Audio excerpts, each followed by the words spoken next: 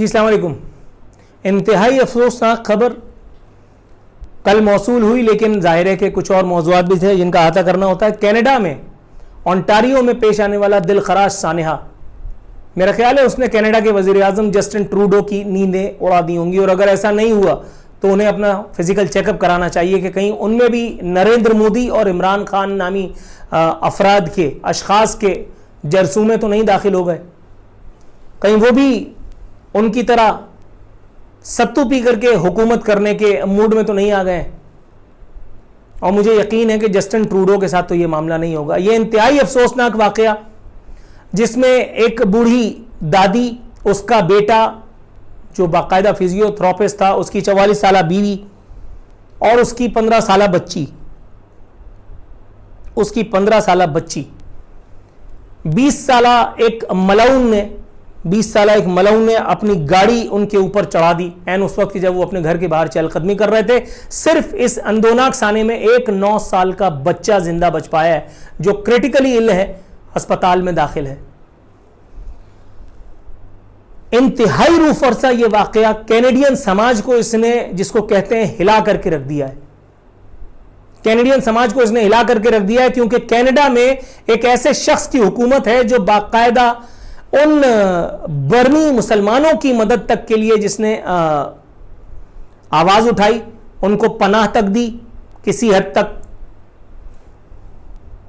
उन मुसलमान बच्चों के लिए भी उसने शेल्टर फराहम किया जो शाम में जो फसाद बरपा है जिहाद के नाम पे या फसाद के नाम पे जो कुछ भी वहां पे हो रहा है, वहां उसे एक ऐसे माहौल में इस तरह के केसेस कोई आम केस नहीं है, कोई आम केस नहीं है। ये बड़ी खास बात है, ये बड़ी एबनॉर्मल बात है। ये कांड करने वाले की आप उम्र देखिए, मलाउन की उम्र सिर्फ 20 साल है, सिर्फ 20 साल है। ये ज़हनी, जिसको कहते हैं मर्ज में, किसी खास ज़हनी मर्ज में, किसी खास ज़हनी अजियत के तहत, ज़हनी कैफियत के तहत ये मुसलसल इस तरह के कांड किए जा रहे हैं। इस तरह के अशखास का कोई, इनका दिमाग कुछ चेक कराना चाहिए यार कि ये किस किस्म के लोग हैं, इन्हें इंसानियत का दर्द क्यों नहीं होता। आप खुद सोचो कि एक बूढ़ी माँ, उसका बेटा, उसकी बहू, उसकी बीवी, उसका बच्चा, उसकी बच्ची, वो टहल रहे हैं, वो किसी के लिए क्या खतरा हो सकते हैं, वो किसी के लिए क्या खतरा हो सकते हैं। उसने कौन सा उसामा बिन लादेन की तालीमात वहां पे जारी कर रखी होंगी। शायद वो अपनी मस्जिद में नमाज पढ़ने जाता होगा, शायद वो वोकल होगा, शायद वो जो इस्लाम मुखालिफ हरकत और सकनात होती हैं पूरी दुनिया में, उसके हवाले से अपना कोई बाकायदा एक व्यू पॉइंट रखता होगा। यही सब कुछ। क्या ये इतना बड़ा जुर्म है कि जिसमें उसको उसके पूरे खानदान समेत आपने ऑफ कर दिया, एक गाड़ी तले रौंद दिया।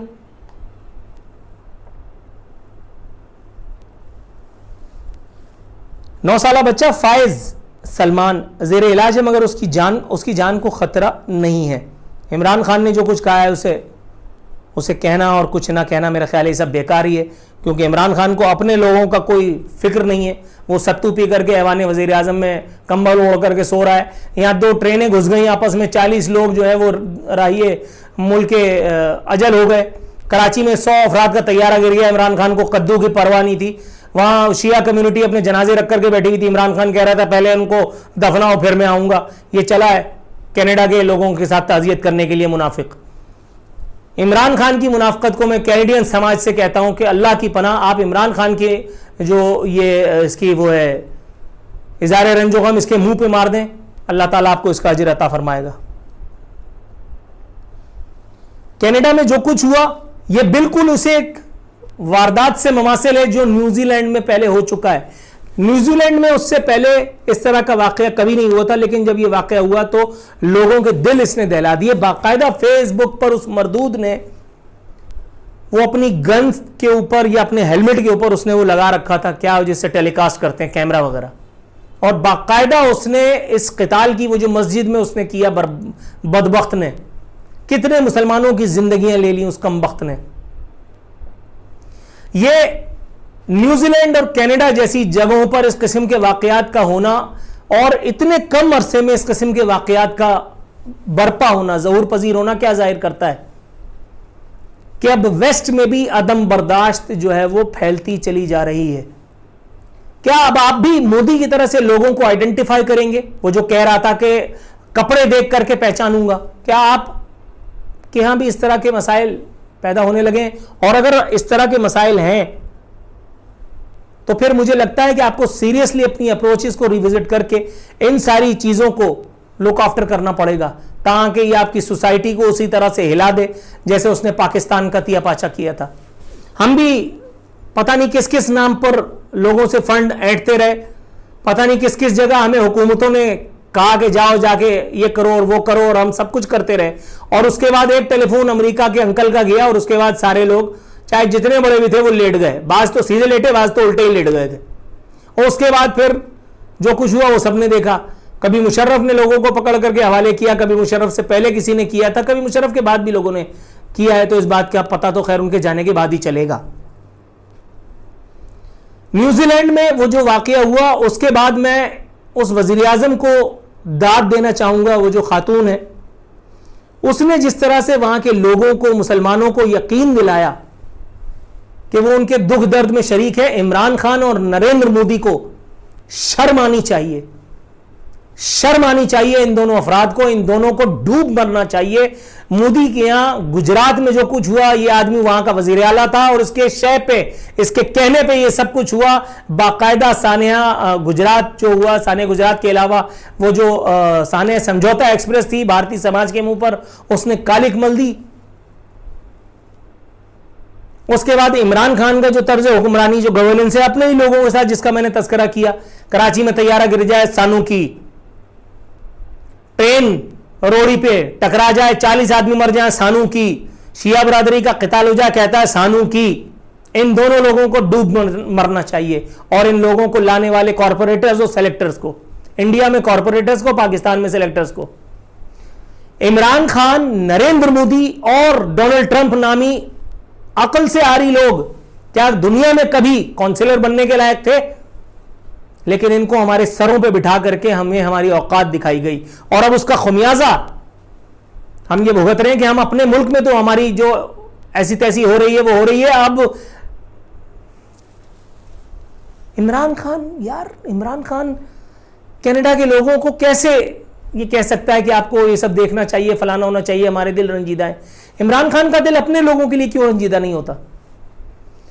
जस्टिन ट्रूडो मेरी मामू का लड़का नहीं है, लेकिन मुझे इतना पता है कि वो एक आदमी जो बगैर सिक्योरिटी ट्रेन में सफर करता हो, उसकी वो वीडियो मैं अपने प्रोग्राम में चला चुका हूं, मैं देखता हूं और मुझे हैरत होती है कि यार इस तरह का आदमी, ग्राउंड से उठा हुआ आदमी। मैं सलाम करता हूं कनाडा के लोगों को, मैं सलाम करता हूं कनाडा के सिस्टम को कि जिन्होंने इस तरह का निजाम वज़ा किया, इस तरह का एक ऐसा गैर मुतनाज़े, एक ऐसा बैलेंस्ड सिस्टम वो लेकर के आए कि जहां कोई भी उठ करके और नीचे से ऊपर तक पहुंच सकता है, लेकिन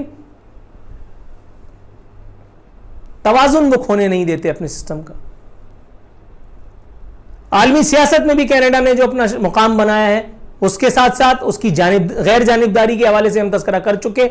लेकिन अब ये जो एक इतना बड़ा वाकया हुआ है, इतना बड़ा कांड हुआ है, मेरा ख्याल है अगर इसे फौरन इसे एक मामले को टेकअप करके जस्टिन ट्रूडो भाई जो हैं, जिनसे मुझे कोई लेना देना नहीं है, ना मैंने कोई कैनेडियन नेशनलिटी अप्लाई कर रखी है, ना ही मेरे पास इतने पैसे धेले रुपया आना है, टका है कि मैं ये एडवेंचर अफोर्ड कर सकूं, लेकिन मुझे लगता है कि कनाडा का वज़ीर आज़म, कनाडा का सिस्टम, कनाडा के जो अदलिया है, कनाडा का जो पुलिस डिपार्टमेंट है, वो हमारे वालों से तो 1000 गुना बेटर होगा। हमारे वालों से वो 1000 गुना बेटर होगा। ये सही है कि उनके निज़ाम में ये सुकून मौजूद है कि चाहे कितना ही बड़ा मुजरिम उसे फांसी नहीं दी जाएगी। हालांकि इस तरह के लोगों को चौक चौराहे पर न सिर्फ टांग देना चाहिए, बल्कि इनके साथ भी वही सब कुछ करना चाहिए जो इन्होंने दूसरों के साथ किया। वो न्यूजीलैंड में उसकी पेशियों पे पेशियां हो रही हैं। वो हरामजादा, हरामखोर, जिस तरह से वो दंदनाता हुआ घूमता है अदालतों में, मेरा तो खून खोल जाता है। इससे अच्छी तो हमारी अदालतें हैं, कम से कम हम वहां घुस के ठोक तो देते हैं लोगों को। यहां मैं इस बात को ऑन करता हूं कि इस किस्म के लोगों को चौक चौराहे के ऊपर मारना चाहिए। आप मुझे शिद्दत पसंद कहें, आप मुझे नफ्सियाती मरीज कहें, I don't care, but it is high time to me, to the best of my knowledge and belief, this is high time for Canadian citizens, Canadian society, Canadian system, and most importantly Canadian prime minister mister Justin Trudeau. I believe अब उनको डंडा उठा लेना चाहिए, अब उनको मौला जट नामी film का आगाज कर देना चाहिए कि यह वाकया आखिरी वाकया साबित हो, ना कि पहला। अल्लाह की पनाह।